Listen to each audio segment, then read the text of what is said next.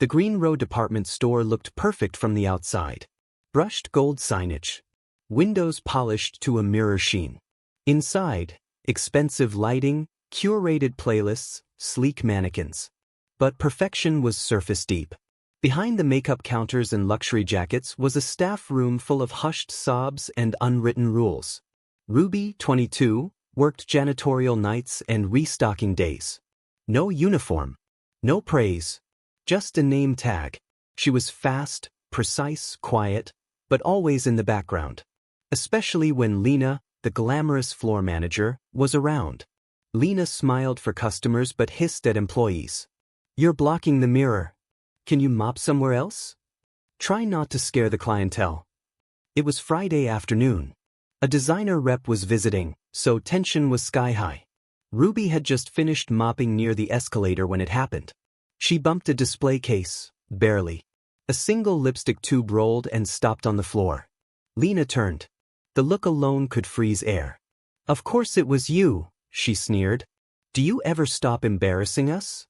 She bent down, picked up the lipstick, and dropped it again. "Pick it up properly."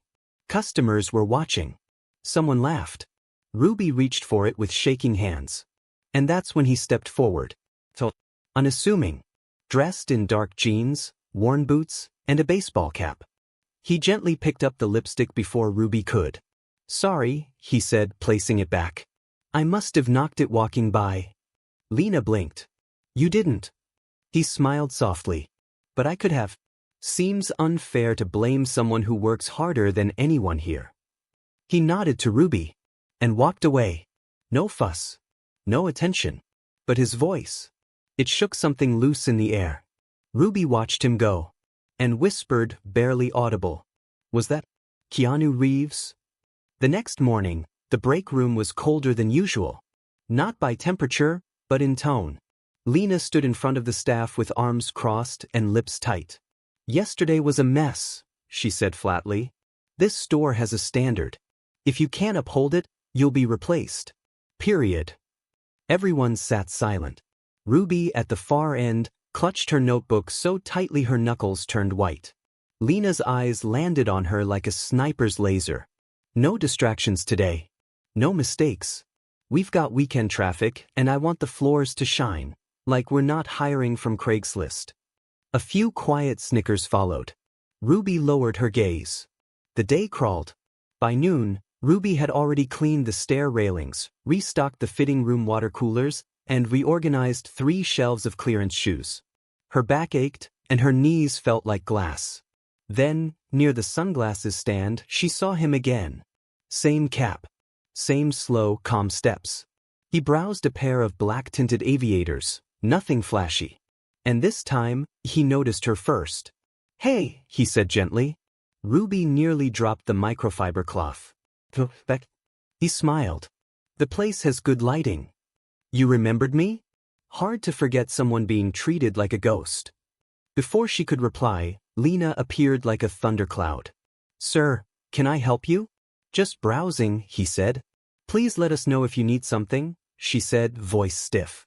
Then to Ruby sharply, "You're leaving streaks on the glass." Ruby's heart fell.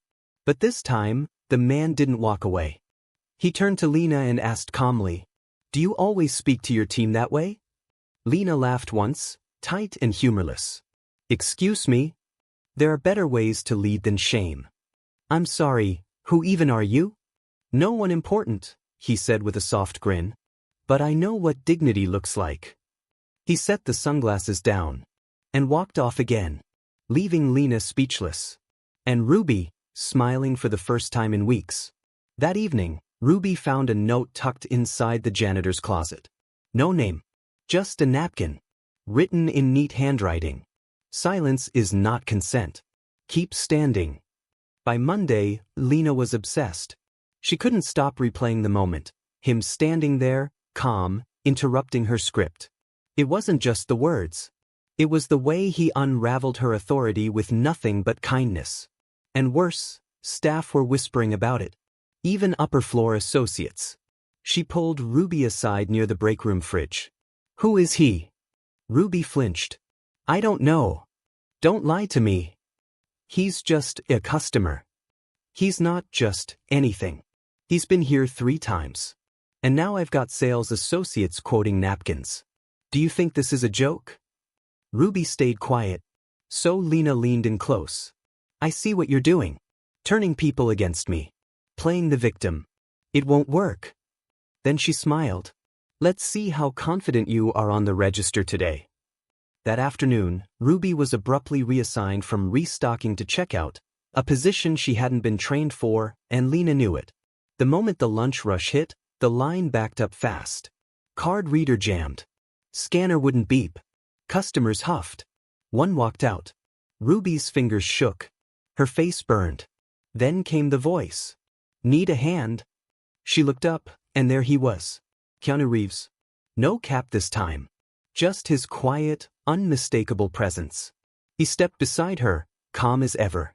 Try scanning from a lower angle, he said gently. It worked. The next item beeped. He turned to the customer. Appreciate your patience. They nodded, instantly soothed. Lena arrived moments later, fuming. Excuse me, sir, this is employee space. Keanu turned. No anger. No defense. Just a soft question. Why does helping threaten you? The silence that followed stretched like glass.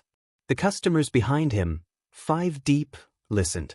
So did 2 employees pretending to fix a display. Lena's lips tightened. This is none of your business. Keanu nodded once. That's the problem.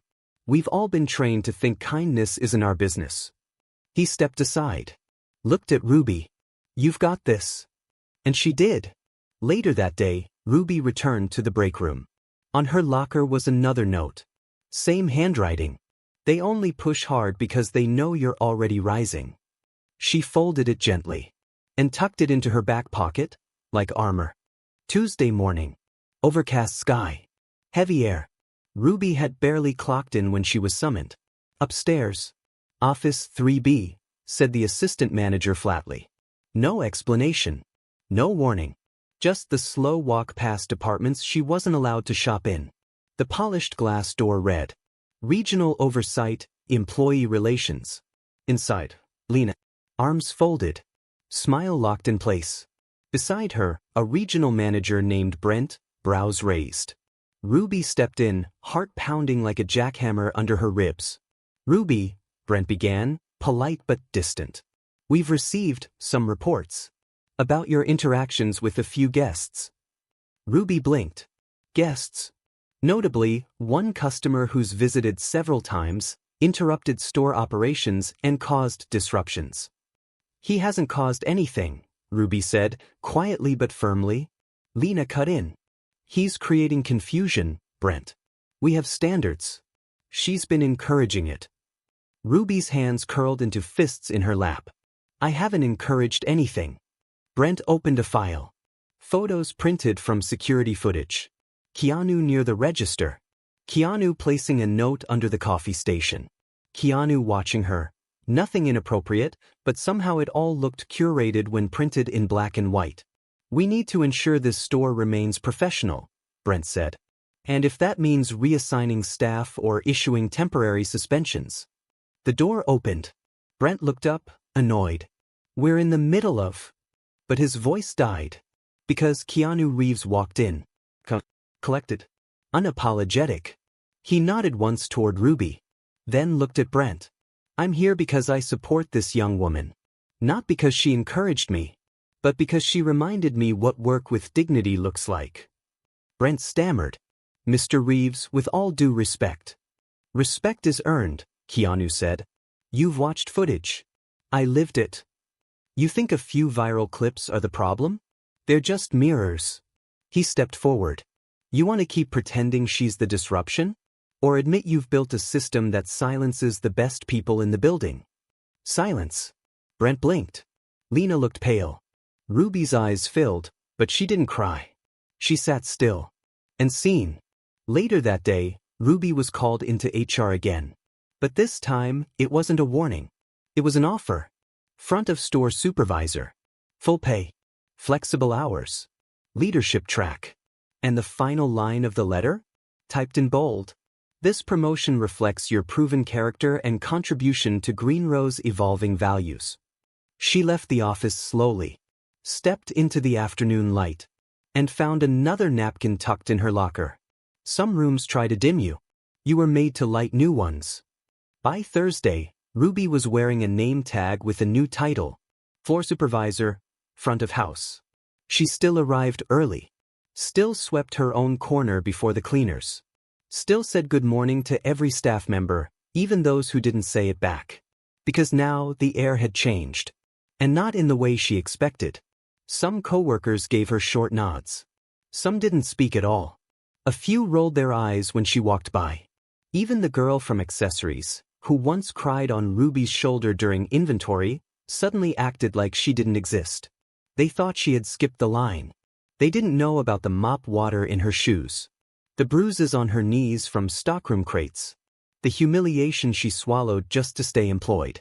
But now? Must be nice having celebrities do your HR, someone muttered behind her back. Lena was nowhere to be seen since the meeting. Rumor was she'd been moved to corporate training. But her shadow still lingered. That afternoon, Ruby helped an elderly man pick out cologne. His hand shook. His smile was shy. He left a $5 bill in the tip jar and whispered, "For the kind one." Ruby turned back toward the counter and saw two employees watching, whispering. She looked down, suddenly unsure again. "Hey!" A voice behind her. It was Mallory, a cashier who'd worked the holiday shifts last year. Known for cat-eye eyeliner and not much small talk. "Don't let them get in your head. They think I don't deserve this." "You do." Ruby looked surprised. "I remember you covered my shift once," Mallory said.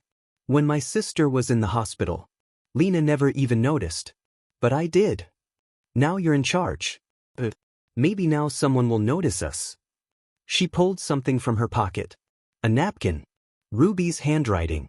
The ones they overlook often become the ones we lean on. "I kept it," Mallory said. "Gave me guts to apply to nursing school." Ruby blinked. For the first time in days, the weight on her chest lifted. Just a little. That night, Ruby found no new note from Keanu. But she didn't need one. Because she was becoming the voice herself. Monday morning. Corporate visit. The kind of day when even the mannequins looked nervous. The store was spotless. Dress codes enforced. No earrings. No chewing gum. Not even a cough without permission. In walked Cassandra Vale, regional talent advisor. High heels. Glass clipboard. Sharp eyes that missed nothing. Ruby had never met her. But the moment their hands touched in greeting, she knew. This woman was used to control. "So," Cassandra said with a polite smile, "you're the young woman with the viral shadow." Ruby blinked. "Excuse me?" "Keanu Reeves. He mentioned your name in a podcast last week. Called you one of the quietest leaders he'd ever seen." Ruby's mouth went dry. She hadn't known. "He said you taught him something about strength," Cassandra added. "We'd like to understand what kind of training produced that." Ruby glanced at the staff behind her, some still skeptical, some newly supportive. She took a breath. "No training," she said. Cassandra raised an eyebrow. "Then where did it come from?" Ruby smiled faintly. "From being ignored." Silence. Then she continued. "From watching people talk down to others. From seeing dignity handed out like a tip, only to people who looked a certain way. I learned by watching people shrink to stay safe. And realizing I didn't want to be the reason someone else felt that way." Cassandra didn't speak for a long moment. Then she nodded. "Would you consider mentoring?" "Who?" "Our upcoming leadership hires. Store to store. State to state." Ruby blinked. "You want me to teach them kindness?" "We want you to teach them how to see." That evening, Ruby found a napkin tucked behind a shelf in the break room. This one, she recognized immediately. Keanu's handwriting. "You don't need to wear the crown. Just hold the mirror steady for the next one." And so she did. The stockroom hadn't changed. Same flickering light. Same half-empty shelving units. Same smell of cardboard and old tape. But Ruby had. She wore no badge that morning. No clipboard. No corporate visitor in tow. Just her steps, quiet and intentional as she walked down the narrow aisles, back to the place she used to disappear. In the far corner, bent over a packing list and sweating through a too-big uniform, was a new hire, Jessie. Barely 18. Hair tied up with a shoelace. Elbows scraped from hauling oversized boxes. Ruby watched her for a second. The way she kept glancing around, nervous, like she was afraid someone would snap at her for existing. She remembered that feeling. Exactly. Tapes in the red bin, Ruby said gently. Jessie jumped. I'm sorry, I didn't see you. Am I in the wrong area? Not at all. Jessie blinked. Aren't you the one from the front? The supervisor? Ruby nodded. Used to be in this exact spot. Used to tear open 12 packs of phone chargers until my fingers bled. Jessie gave a small, tight smile. They said you got promoted because of a movie star. Ruby raised an eyebrow. That's the headline, sure. But the real story? I got noticed because someone listened when everyone else told me to be quiet. She crouched beside the open box Jessie had been taping. But you don't need someone famous to see you. You just need someone who remembers. Jessie's eyes watered suddenly. I'm not good at this. Neither was I, Ruby said softly, until I stopped believing I had to be perfect to matter. She stood, brushed off her hands. Take your time. Breathe. And if anyone tells you you're not enough. She slid a folded napkin into Jessie's hand. You send them to me. Later that day, Jessie found a moment to unfold the napkin. The handwriting was clean. Confident. You belong here, even before they believe it. It was a slow Wednesday. Overcast skies. A few soft jazz tunes humming through the ceiling speakers. A lull before the evening rush. Ruby stood by the skincare shelves, restocking vitamin C serums. She was calm, centered, until the elevator doors opened. And out stepped Lena. The world didn't tilt. There was no dramatic gasp. No slow-motion music. Just silence. Lena looked thinner. Tired. Her designer heels didn't hit the floor with the same arrogant snap. Her eyes, once sharp as glass, seemed uncertain. She clutched a tablet to her chest like a shield, and scanned the store floor until her eyes locked on Ruby. They didn't speak right away. Just stood there. Two versions of a history that no longer fit. Finally, Lena stepped forward. I didn't think you'd still be here. And I didn't think you'd come back. Corporate assigned me to audit regional locations, she said quietly. It wasn't my choice. Ruby nodded. Still, here we are. A long pause. I read the article, Lena said. The podcast. Even the napkin wall. Ruby said nothing. I used to think being feared was the same as being respected, Lena added. I think I got that wrong. Still, Ruby remained quiet. Not angry. Not smug. Just still. Lena swallowed. I know I don't deserve kindness. Ruby tilted her head. Maybe not. She stepped forward. But you deserve a chance to become someone better. And you don't get that chance in silence. You get it by showing up. By doing the boring work. By washing the damn dishes when no one's looking. Lena blinked. Are you offering me a job? No, Ruby said gently. I'm offering you dignity.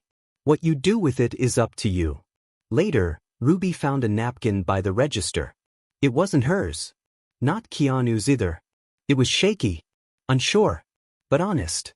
I spent years performing power. Thanks for finally showing me what it actually looks like. Orientation day. For new hires. Bright polos, stiff name tags, clipboards held like shields.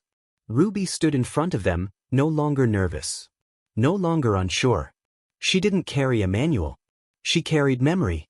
We're not perfect here, she began. We just try not to make the same mistake twice. The group laughed lightly, but one of them didn't smile. A quiet boy in the back. Marks. 9 maybe. Slouched posture. Faded sleeves. Kept his eyes down even when he answered questions right. Ruby recognized the look. I don't want to be seen. Because when I'm seen, I'm judged. After the group dispersed to shadow other employees, Ruby found Marcus lingering near the storage hallway. Pretending to organize hangers. Not doing a very good job. How's day one? she asked gently. Fine. You looked like you knew all the register steps before we even started. He shrugged. I used to work at a place like this. Didn't end well. She waited. Didn't push. And that's when he added, almost a whisper. I got let go for being too quiet. Manager said I gave off the wrong energy. Ruby nodded slowly.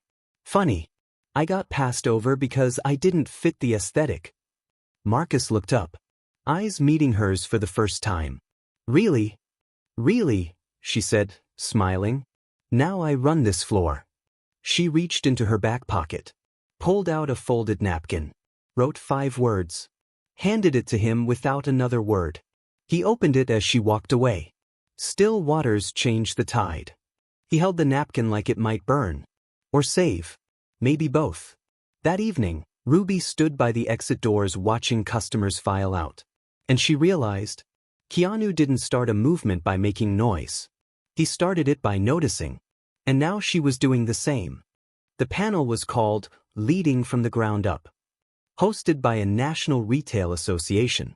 For executives, 1 best-selling author, a regional VP, and Ruby, the only one without a degree on the placard. Just a short title, Store Supervisor, Green Row. She sat at the far end of the stage, legs crossed, hands calm, heart steady. The moderator, a man in a silver suit with the voice of a morning news anchor, leaned in. Ruby, you've been called a silent storm. You've gone viral. Built staff loyalty. Improved retention by 43%. But tell us, who taught you to lead? The room stilled. Phones hovered. Cameras rolled. Ruby leaned toward her mic. Eyes soft. Voice even. A janitor. A beat of silence. She continued. Well, they thought I was. I cleaned floors. Restocked things. Wasn't considered front-facing. Didn't wear lipstick. Didn't fit the aesthetic. She smiled faintly. But one day, someone noticed how I was being treated. He didn't yell. Didn't shame anyone. Didn't even say who he was. He just told the truth, kinda. And it cracked everything open. Turns out, you don't need to be loud to change a room. You just need to stand still long enough for others to see what they've been ignoring. A woman in the second row wiped her eye. Someone in the back whispered, She's talking about Keanu. Ruby just smiled. Not confirming. Not denying. Because the name didn't matter. The impact did. After the panel, a young man in a blazer approached her, eyes wide. Hey, do you still have one of those napkin quotes? Ruby laughed gently. I've got hundreds. She handed him one from her pocket. You don't have to lead the room. Just be the reason it shifts. The panel had ended hours ago. Ruby walked home alone. No fanfare. No spotlight. No interviews. Just the city lights flickering through tree branches and the quiet ache of knowing she'd said exactly what she needed to, and nothing more. She reached her door. And there it was. A small, square box, resting on the welcome mat. No return label. No stamp. Just her name. Written in that familiar handwriting. Inside, a black leather-bound notebook. Worn at the edges. Pages soft with time. And on the inside cover. Everyone sees the wave. Few see the stone that started it. Taped beside the inscription was a folded napkin. The first one. The one she thought she'd lost months ago. The one Keanu had slipped under the counter during the moment that changed her life. She read it again as if for the first time. You don't fix the optics, you fix the mirror. But underneath, there was a new line. In the same ink, different date. You've built more than a mirror now. You've built a lighthouse. Her breath caught. Not because she was surprised he remembered, but because deep down she had never stopped hoping he would. Not for validation, but for closure. She placed the notebook on her nightstand, turned off the light, and slept that night not as someone waiting to be seen, but as someone who had finally become the one who sees. It had been over a year. The cafe where it all began still sat tucked between a bookstore and a flower shop. Same amber lights. Same wood grain counter. Same little bell above the door. But the staff? The faces? Young, eager, a little weary. just like hers had been. Ruby stepped inside quietly. No entourage. No name drop. Just a travel mug in her hand and peace in her heart. She ordered a coffee. Sat in the same booth where she'd once wiped down tables during her breaks. No one recognized her. And that was perfect. At the corner of the register stood a tiny corkboard. Pushpins holding faded business cards, a few postcards, and one napkin. Not her napkin. Someone else's. If no one claps, clap for yourself. You showed up. She smiled. Someone had carried it forward. Ruby reached into her coat pocket. Pulled out a new napkin. Pressed it flat against the counter. Borrowed a pen. Wrote slowly, deliberately. No signature. Just a truth. Don't wait for the moment. Be the one who creates it. Even if no one is watching. She pinned it gently next to the others. Then turned to go. As she reached the door, a young barista called out. Hey! Ruby paused. I don't know who wrote that napkin you just pinned, but it made me feel like I wasn't invisible. Ruby smiled. You're not. Then walked out into the late afternoon light, leaving behind no business card. No claim. Thanks for watching. Has someone ever stood up for you when you least expected it? Tell us your story in the comments. If you loved this journey of humility, justice, and quiet leadership, like, share, and subscribe for more stories inspired by Keanu's quiet power. Stay kind. Stay noble. Just a ripple. Just like he once did.